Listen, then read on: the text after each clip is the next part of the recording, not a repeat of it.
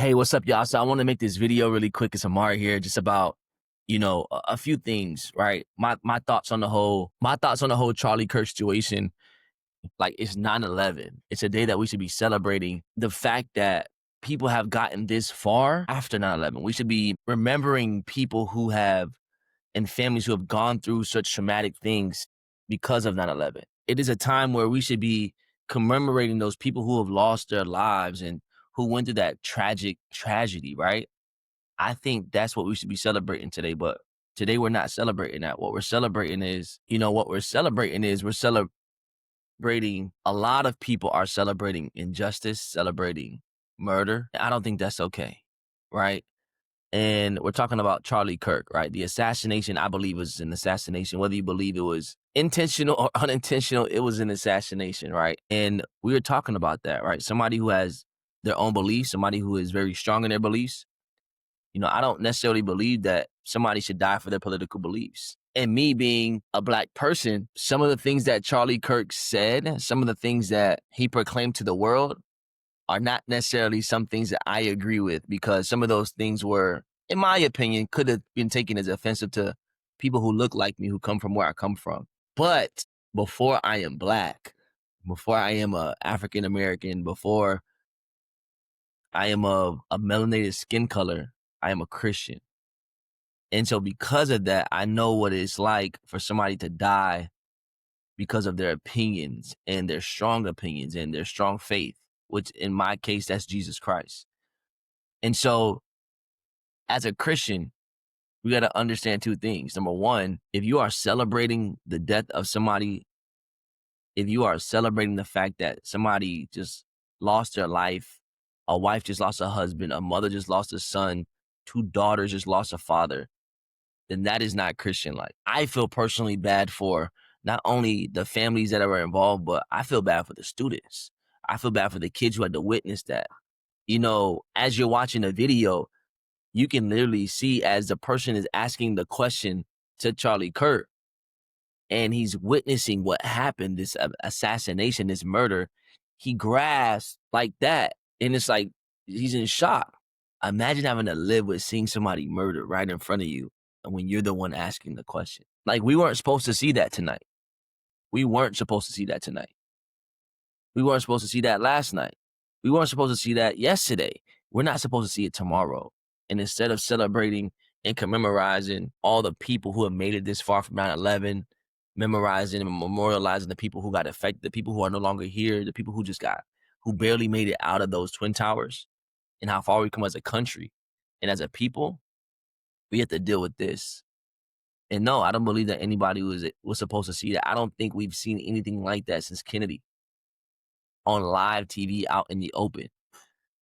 Maybe if I'm wrong, correct me, but I can't remember it. Not in my lifetime at all, not in the social media world. And so just be careful. And just also know that when you are speaking in a way, in a tone of, especially when you're talking about faith and when you're talking about politics, I hate to say it, but although I don't agree with what happened, I don't think that should have happened in anybody's lifetime.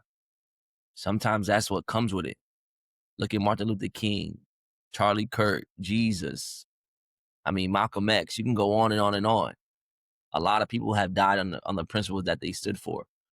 And I don't think that it should happen that way. Another thing to think about is this, and this is just my opinion, right?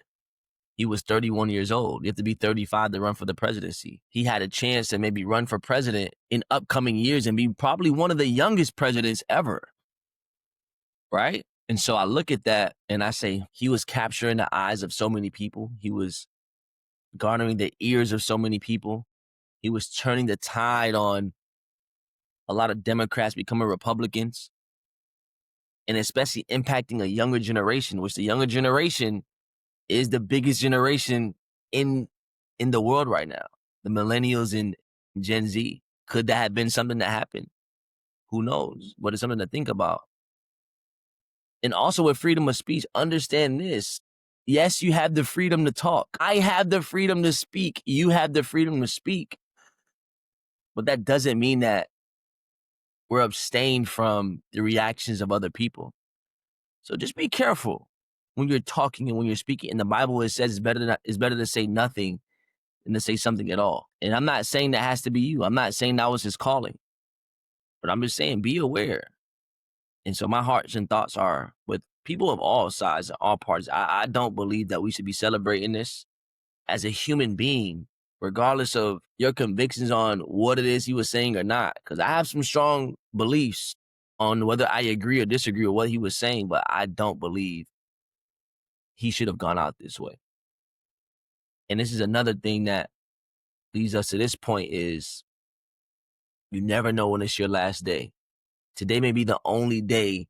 This moment may be the only time you have to give your life over to Christ. Now, I don't know what you believe in.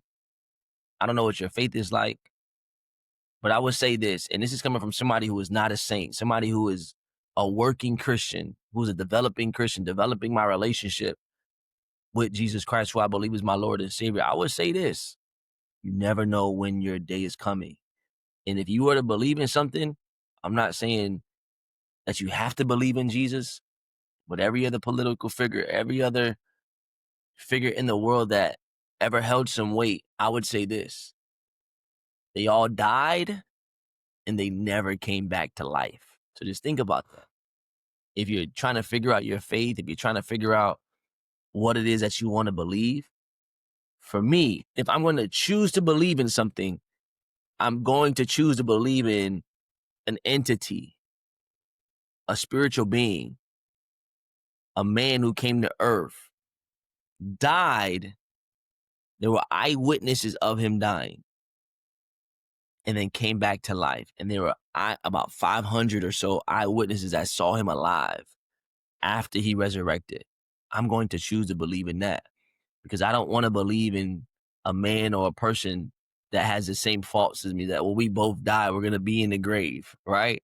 I want to believe in somebody who is a redeemer, who I know is more than me because they risen from the dead. They rose from the dead after all they went through. So if you're watching this, if you're listening to this, just think about it. Just look at it. Look deeper into Jesus and the relationship you can have with him. And it's okay to have questions. It's okay to question the thing. That's what life's about. But never question Jesus' love for you and that he's waiting for you to come home. So that's all I got to say about this topic. It is a present time, and that's just something that's going to be on the internet forever. But I hope that when people see this, they just look and ultimately say, listen, time waits for no man, and anything can happen to anybody. So we love you. We appreciate you. And obviously, prayers and thoughts go to everybody involved in the situation. Everybody involved in the situation.